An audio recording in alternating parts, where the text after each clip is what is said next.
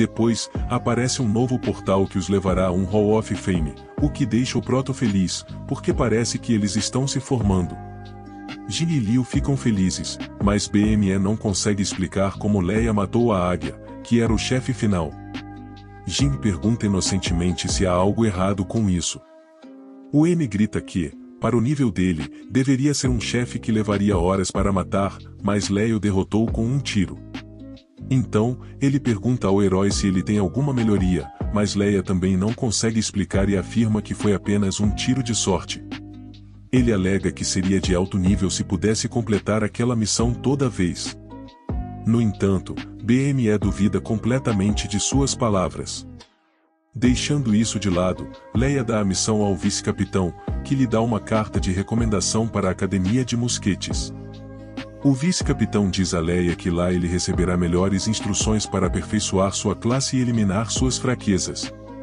Léo estava analisando sobre as fraquezas quando o vice-capitão dá-lhe um abraço e agradece-lhe a ajuda e deseja-lhe felicidades, o que surpreende os outros jogadores. Depois, cada um segue seu próprio caminho, mas BME e Jin estarão próximos um do outro. Jin se sente mal por estarem separados, mas Leia diz a ele que eles se verão novamente depois de se despedirem. Leia analisa suas conquistas e vantagens do personagem, surpreendendo-se por ter uma força acima da média e ainda por cima ganhou popularidade e 40 pontos para aumentar suas habilidades e novas habilidades. Mas ele fica desapontado e vai até o gigante para entregar a ele a águia negra e receber a recompensa. Ele também conhece o namorado do gigante, um cara corpulento que o aperta com felicidade por ter dado a carne para ele. Então, Leia, com medo, pede para ele colocá-lo no chão. O namorado gigante pede a Leia que uma cara malévola se ele quer aprender a cozinhar, o que deixa Léo um pouco confuso. Leia pensa em aprender uma habilidade de produção e habilidade relacionada para usar em combate. No entanto, ela considera o quão vantajoso seria usar a habilidade culinária para produzir marmitas da qualidade que o teste gigante as faz e poder vendê-las. Está em dúvida, mas acaba aceitando. Então, o namorado da giganta se empolga e começa o exercício para ensiná-la a cozinhar em um dia. Isso preocupa Leia, mas o namorado da gigante, Tess, diz a Leia que ele vai conseguir cozinhá-las sozinho. No processo, a giganta-chefe começa a gritar porque ele estava fazendo tudo errado. Isso leva ao estresse do protagonista, que pensa em atirar nele, embora seja retido pela ideia de que não poderá jogar novamente. Então, no final do dia, apresentam um último prato ao chefe, embora ele já esteja no limite pensando em matá-lo e não jogar novamente se ele não aceitar. Por mais que o chefe gigante pareça uma maravilha e leve todo o crédito como instrutora, Leia sai e recebe a lancheira do gigante. Mas antes de pegá-la, o gigante pede que ele entregue em um endereço na capital de Alestok. O Protices que a recompensa é um lixo e a missão é relativamente simples, então ele desconfiadamente pergunta ao gigante onde está a complicação da missão. Mas o gigante diz a ele que essa complicação não existe. Leia considera que a rota se tornará complicada, mas como ele está indo para a mesma capital, ele aceita. Depois disso, ele devora a lancheira que o gigante fez e adquire muitos aumentos nas estatísticas. Por curiosidade, ele percebe que a lunchbox que ele deve levar para a capital é um objeto único e também valioso. Isso o assusta, pois pode ser roubado no mundo real. Leia descobriu que poderia vender aquela marmita por mais de $100 mil, então ele pensa em vendê-la, mesmo que isso signifique não voltar para a vila. Mas, no final, ele se arrepende e volta ao jogo. Ele chega ao artífice para comprar um mapa, mas são muito caros, então ele decide não fazer isso. Ele pergunta pelo cara com quem ele havia combinado de se encontrar, mas o vendedor diz a ele que é logo depois disso que o cara chega trazendo a mercadoria e perguntando pela pessoa que querem apresentar. Mas ao se verem, ambos intuem que ele é a pessoa com quem iriam se encontrar. Leia se apresenta ao mercador de pólvora, mas isso deixa o lojista nervoso e ele pula quando o mercador de pólvora oferece a ele uma grande quantidade de conjunto para que o lojista pense em levá-lo embora. Leia se livra do lojista e pergunta ao lembrando também de ativar o sininho de notificações para receberem atualizações sempre que eu postar um novo recap. comerciante o preço dos conjuntos, que saem 5 cobres. Então, Leia olha com ódio e desgosto para o lojista e o repreende por tirar sarro dele. Leia diz a ele friamente que ele não vai conseguir mais grama para o pão que ele gosta tanto. O lojista implora para ele esperar e diz que ele lhe dará qualquer coisa, menos o mapa do rei. Embora o lojista tente protestar porque é muito caro, Proto o chantageia para ir embora. O lojista, com lágrimas, aceita. Depois disso, Léo chama seu primo e eles alcançam Leia. Ele diz a ele que já está no nível 12 e capturou o Black Eagle. Seu amigo fica impressionado e então ele diz a ele que sua guilda está caçando Ranchai, mas, como ela é tão poderosa, todas as vezes que eles enfrentaram, ela só gostou de decapitar e saqueá-los.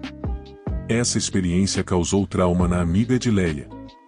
A prima diz a ele que ela está fazendo um nome ruim para si mesma contra diferentes guildas, o que levou a aliança contra ela. Leia entende a gravidade da situação e avisa que vai falar com ela depois de cortar. O Prota é desencadeado em uma loucura por não saber o que fazer, pois a guilda de Ranchai o convidou para entrar, e agora seu primo está com problemas contra aquela guilda. Ele decide não se envolver com a guilda nem nada assim, concentrando-se em chegar primeiro à capital. O Prota parte feliz por ter um mapa tão fácil de ler. Então, com pressa, ele chega a uma floresta um tanto perigosa. Quando ele entra, há um grupo lutando contra um urso. O Proto está analisando sua formação, mas um chefe de urso aparece e mais jogadores aparecem para se juntar ao ataque. O Proto vê desde onde eles vêm e especula que eles vão acabar perdendo por terem criado o grupo tão esporadicamente. Leia queria passar, mas ele não pode deixar de ficar para ver o que vai acontecer. Ele pensa que está a uma distância segura para ver, mas com o aparecimento do urso e a provocação dos jogadores, o urso ruge, afetando Léo em pequena escala e tornando-o vulnerável. Leia, que havia sido abrigado assistindo ao raio de um boss bear, recebeu o efeito do Beas Roar, causando-lhe uma análise tão. Ele não conseguia se mover, o que o lembrou de sua situação na vida real e o deixou com raiva, imaginando se a festa seria capaz de se livrar do urso.